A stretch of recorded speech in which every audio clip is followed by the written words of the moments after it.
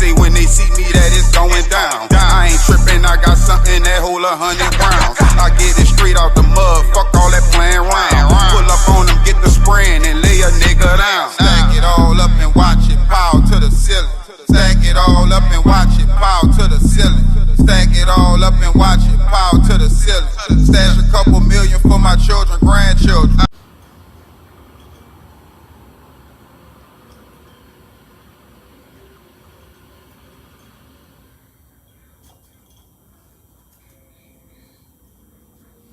Slum 1200 GGI mob shit, and I'm back. So we gonna be going back in that Calliope with it. And on this ep, we gonna be talking about the infamous, the notorious, the Godfather, Sam Scully Clay. Long live Sam Scully. Now this another individual whose name will always be spoken on. And still to this day, people are doing stories on Sam Scully, like myself. But I would hear a lot of stories about Scully back in the G. How he was the first kingpin. I don't really want to say in the city of New Orleans, but I know for sure he was the first drug kingpin uptown. Like everybody used to whisper about Sam Scully. Everybody. Like everybody knew this man's name. Everybody knew about this man. Like all the OGs, all the old heads knew about Sam Scully. You know, a couple of years back, a lot of people started doing stories on Scully. A couple of years back, you started to see a lot of pictures of Sam Scully. Not really a lot, probably about 3 pictures of Sam Scully surfacing on the internet. One of his nephews came out and done an interview and spoke on it. Well, 2 of his nephews now, because his nephew dug him. Shout out to Doug too. Like, you know, knew Doug him and I knew his name was, I knew he was a Clay. But it's just crazy how, you know, a lot of people had never seen Sam Scully, like never had seen a picture of Sam Scully, just always had heard, you know, always heard stories about Sam Scully back in the game. But Sam Scully will wind up being deleted by another notorious individual from the city of New Orleans that go by the name of Meatball, General Meatball Arthur. And from what I heard, there would be a misunderstanding between Sam Scully and Meatball, where Meatball would go to Sam when he's sick, trying to get some, you know, some heroin or something from Sam, and he wouldn't give it to him, and they say he talked crazy to him. And you know, some people, like, when they still be who they are, but when they get on drugs, certain individuals seem to, I'm gonna say, like, some people, once they get on drugs, some people tend to look over who they actually are. You feel me? And go to looking at them as one of these other junkies or vicks that they used to dealing with in the street. When you still looking past, this person is still a killer. You feel me? Or he's still the same individual he was before he started chasing the high he chasing. You feel me? Let's not forget that. And that's where I heard Scully went wrong. You feel me? Because he misjudged the situation and he looked down on a certain individual that probably looked up to him. That was probably why dude really felt played. But they said Meatball would leave and would come back and would delete Scully on Galves. And you know, that would be the start of a lot of bloodshed that never ended in the Calliope project. So I'm gonna read to y'all what I found on Scully. Many people say it started in 1987 when the first shot fired in the Calliope drug wars claimed the life of a man by the name of Sam Scully Clay.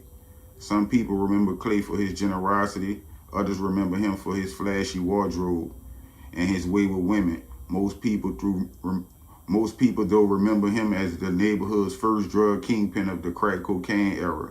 And from the moment the blood began pooling under his head on the Calliope sidewalk at his first high-profile casualty, To people outside the neighborhood, it was just like another killing, but within the complex, Clay's execution style robot was the beginning of a long trail of blood that had sent dozens of young men to early grave and dozens more to prison. Longtime residents can trace the offshoots of Clay's killing to subsequent Calliope murders, and those murders to even more recent murders, including some of the 6 killings that took place in the complex in 2003. In the Lee Devin person slaying, Darrell Clay, a nephew of Scully Clay, was one of 3 men booked with a second-degree murder. The suspects were released in September when witnesses got cold feet. Darrell Clay, a.k.a. Duggum, that would be the nephew of Sam Scully, like I said. I just had mentioned him. It's the same groups of people doing the same killing over and over, Cole said.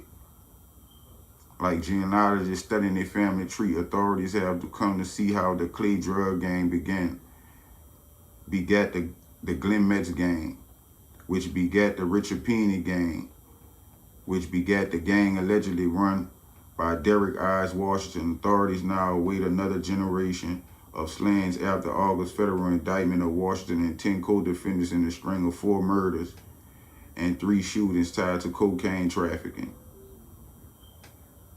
Now this a whole nother one, you dig? So I ain't even gonna, you feel me? I'm gonna cut that short right there, you feel me? I double back with that one on y'all, cause it went to getting off topic, you know what I'm saying? But it would be a lot of back and forth between the Scully gang and the Glenn Metz gang at the time, from what I heard, you know what I'm saying? Like Scully had the plug, and you know, Glenn wanted the plug, and he ain't want to put him down, this, that, and the third, and the war broke out, you know, and it ain't never ended, you feel me? It just spilled over from generation after generation, you feel me? Like, it's like a lot of beef that people be inheriting, they don't even be knowing how the beef even started. Like, if you ask a lot of these youngsters, like, why y'all beefing, or how this war started between y'all and this other side, you feel me? They can't even tell you, because they don't be knowing. They just be inheriting the beef. Look, man, my big homie them beefing with them, you dig? So we got to beef with them too, and it don't go like that. You feel what I'm saying? At all. It ain't supposed to go like that. We supposed to know why we going to war. You feel me? For me to even consider if I even want to be in a war. You feel what I'm saying? Like, I'm not just jumping in some shit and I don't know why we even won with the other side. You feel me? This could be over a female. You feel what I'm saying? It could be over something as simple as somebody stepping on your shoes. You feel what I'm saying? And y'all having a fight way when y'all was young. You know what I'm saying? Like, nah, man, I'm not about to be head first out here behind no BS, man, with nobody. Period.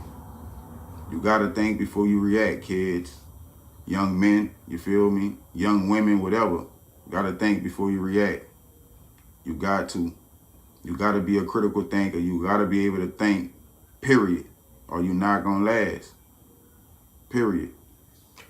And if you do last, you probably going to be a crash dummy out here. Just waiting for it to happen. You hear me? Real talk. Slum 1200 GGI mob shit. Man, y'all get in that comment section. Hit that like button. Make sure the notifications turned on. Hit that subscribe button. And go check out the merch. Certified Steppers. GGI mob shit. Slum 1200. Years later, just a few months after, I'm still chasing these ghosts like that dude on Casper. Ben Frank, Andrew Jack, Tommy J. Nigga try and stack these chips like Frito-Lay. Gotta get it, we the next to blow. And any nigga disrespect, he be the next to go. It's my life or no life till they bury me. I bet this gang shit be the death of me. All I know is hustle, all I know is win. All I know is hustle, all I know is get it in. All I know is hustle, all I know is win. All I know is hustle, all I know is get it in. All I know is hustle, all I know is win.